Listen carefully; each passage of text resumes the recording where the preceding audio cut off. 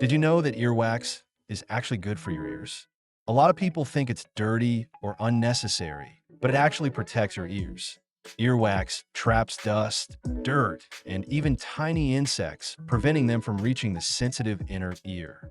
Plus, it has antibacterial properties that help prevent infections. Now, here's the thing. Cleaning your ears at home, especially with cotton swabs or other objects, can do more harm than good.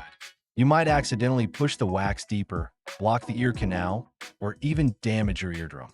Most of the time, your ears clean themselves naturally. If you feel discomfort, have hearing issues, or notice discharge, it's best to see an ENT specialist. They can safely check and treat any ear-related problems. So, next time you're tempted to clean your ears, remember, sometimes doing nothing is the best care. Protect your ears and visit your ENT doctor for expert advice.